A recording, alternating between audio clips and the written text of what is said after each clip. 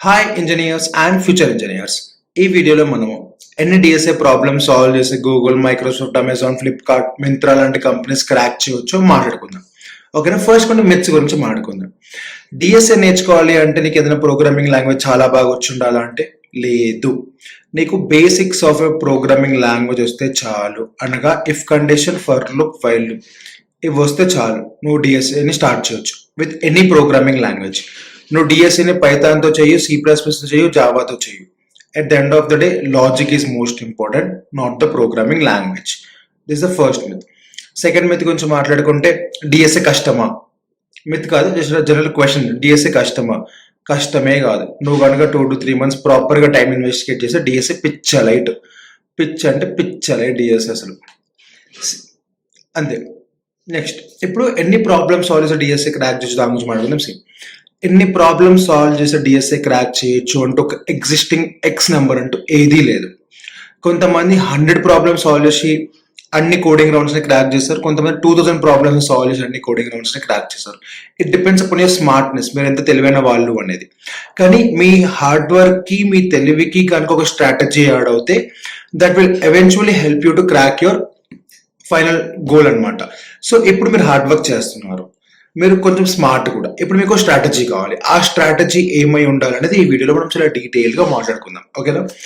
మీరు కనుక first time DSN start చేస్తున్నారు అనుకోండి, మీరు కనుక ఫస్ట్ టైం, మీరు కాలేజ్ స్టూడెంట్, మీరు ఫస్ట్ టైం కనుక డిఎస్ఎన్ స్టార్ట్ చేస్తున్నారు అనుకోండి, నా పర్సనల్ సజెషన్ ఏంటంటే Love Babbar GeeksforGeeks అని ఒక షీట్ ఉంటుంది. మీరు కనుక GeeksforGeeks Love Babbar sheet అని సెర్చ్ చేయండి గూగుల్లో, మీకు అక్కడ ఒక షీట్ వస్తుంది. ఆ షీట్ లో మొత్తం కరెక్ట్ గా 450 ప్రాబ్లమ్స్ ఉంటాయి. మీరు కనుక ఆ 450 ప్రాబ్లమ్స్ ని ఒక బిగినర్ లెవెల్ గా స్టార్ట్ చేసి సాల్వ్ చేశారనుకోండి, యు ఆర్ గుడ్ ఎనఫ్. ఒకటి చెప్తున్నా, గుర్తుపెట్టుకోండి. 450 ప్రాబ్లమ్స్ సాల్వ్ చేయడం అంటే నేను 400 సాల్వ్ చేశాను, లాస్ట్ 50 వదిలేస్తాయి, నా వల్ల అవ్వట్లేదు అనుకుంటే భ్రమ. నువ్వు అన్ని టాపిక్స్ లో 10 ప్రాబ్లమ్స్ వదిలేయి, కానీ ఒకటే టాపిక్ లో అన్ని ప్రాబ్లమ్స్ వదిలేయి. నువ్వు ప్రాబ్లమ్ సాల్వ్ చేశాను ఎప్పుడు చెప్పుకోవాలి తెలుసా? నేను నుంచి నువ్వు అరేస్ లో ఒక 20 ప్రాబ్లమ్, 30 ప్రాబ్లమ్, స్ట్రింగ్ లో 20-30, లింక్ లిస్ట్ లో 20-30, స్టాక్ క్యూస్ లో 20-30, ట్రీస్ లో 20-30, గ్రాఫ్స్ లో 20-30, గ్రిడీ ప్రోగ్రామింగ్ లో 20-30, డైనమిక్ ప్రోగ్రామింగ్ లో 20-30 ప్రాబ్లమ్ సాల్వ్ చేస్తే అప్పుడు నేను డిఎస్ఏ నేర్చుకున్నా అని చెప్పు ఎవరికైనా. అప్పటి వరకు డిఎస్ఏ నేర్చుకుంటున్నా అనే ఒక మైండ్ సెట్ తోటే ఉండాలి నువ్వు. అరేస్ లో 100 ప్రాబ్లమ్ సాల్వ్ చేసిన, డిఎస్ఏ లో 100 ప్రాబ్లమ్ సాల్వ్ చేసిన అంటే కుదరదు. ఎందుకంటే అరేస్ చాలా బేసిక్ డేటా స్ట్రక్చర్. దాంట్లో 100 ప్రాబ్లమ్ సాల్వ్ చేయడం is good, but it's not great. నువ్వు గ్రాఫ్స్ లో 100 ప్రాబ్లమ్ సాల్వ్ చేసిన అంటే it is very good. Dynamic programming లో 100 ప్రాబ్లమ్ సాల్వ్ చేసిన it's very good, close to great. నువ్వు కాంపిటేటివ్ ప్రోగ్రామింగ్ లో, real world problems, competitive programming లేకపోతే కాంటెస్ట్స్ లో 100 ప్రాబ్లమ్ సాల్వ్ చేసిన అంటే దట్ ఈస్ ఎక్స్ట్రాడినరీ.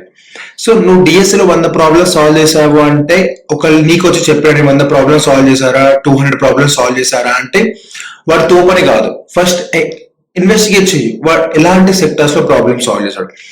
ఆ రేస్ లో 100 ప్రాబ్లమ్స్ సాల్వ్ చేసి నేను 200 ప్రాబ్లమ్స్ సాల్వ్ చేశాను చెప్పుకుంటే వేస్ట్. ఎందుకంటే మిగతా 7 డేటా స్ట్రక్చర్స్ లో ఓన్లీ 10-15 ప్రాబ్లమ్స్ సాల్వ్ చేసి ఉండొచ్చేమో. అందుకని మీరు ఎలా చేయాలంటే ప్రతి డేటా స్ట్రక్చర్ లో 20 ప్రాబ్లమ్స్ మినిమం సాల్వ్ చేయాలి. అవి కూడా యూనిక్ అయి ఉండాలి. ఇప్పుడు క్వశ్చన్ అటు ఇటు తిప్పి అదే కోడ్ లాజిక్ రాసేలాగా ఉంటే ఆ ప్రాబ్లమ్ ని కౌంటర్ చేయకండి. 15 to 20 unique pattern problem solve చేయాలి ప్రతి డేటా స్ట్రక్చర్స్ లో. అలా కనుక మీరు సాల్వ్ చేసుకుంటే యూఆర్ గుడ్ ఎనఫ్. ఆ బాబర్ షీట్ ఏంటంటే మీరు ఫస్ట్ టైం కాబట్టి మీరు ఈ ప్యాటర్న్స్ అర్థం చేసుకోవడం కొంచెం కష్టం కాబట్టి ఈ బాబర్ షీట్ ఏం చేస్తుందంటే మీకు రిజిడ్ గా 450 ప్రాబ్లమ్స్ ఇస్తుంది. Follow this 450 problems, you're good enough to crack any coding interviews in Google, Microsoft, Amazon, ఏ కంపెనీ అయినా. ఇప్పుడు మీరు కనుక ఒక ఎక్స్పీరియన్స్డ్ పర్సన్, మీరు ఆల్రెడీ డిఎస్ఏ నేర్చుకున్నారు, 2 years నుంచి ఒక కంపెనీలో వర్క్ చేస్తున్నారు, సడన్ గా మళ్ళీ మీరు ఇప్పుడు డిఎస్ఏ నేర్చుకుని కంపెనీ స్విచ్ కొడదాం అనుకుంటున్నారు అనుకోండి, అప్పుడు go with top 100 DSA questions. ఇది కూడా గిక్స్ ఫర్ గిక్స్ లో దొరుకుతుంది మీకు. ఆ టాప్ 100 డిఎస్ఏ క్వశ్చన్స్ లో ప్రతి టాపిక్ లో 10-15 ప్రాబ్లమ్స్ ఉంటాయి అనమాట. మీరు కనుక ఆ 10-15 ప్రాబ్లమ్స్ సాల్వ్ చేశారు అనుకోండి, గుడ్ ఎనఫ్. మీకు కావాల్సిన రివిజన్ అదొక యూనిక్ ప్యాటర్న్ కింద వస్తుంది, మీకు కావాల్సిన రివిజన్ అంతా అయిపోతుంది.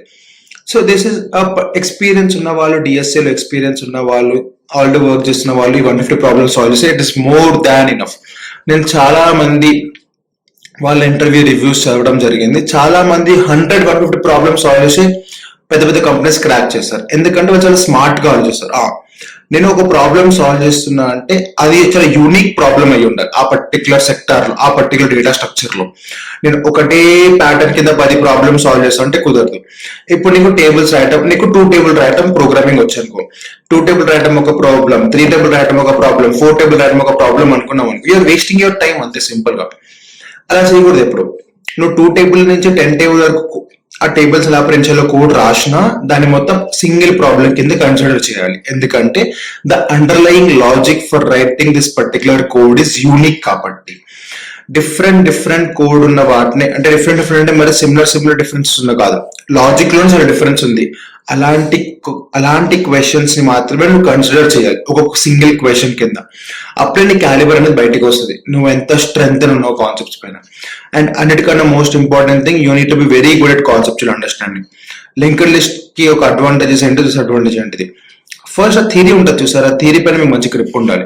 లింక్డ్ లిస్ట్ ఏ కేసెస్ లో వాడాలి, స్టాక్ ఏ కేసెస్ లో వాడాలి, అరేస్ ఏ కేసెస్ లో వాడాలి, ఆ అండర్లైన్ ఆ బేసిక్స్ ఉంటాయి చూసారు, ఆ అండర్లైన్ బేసిక్స్ యొక్క గ్రిప్ చాలా బాగుండాలి.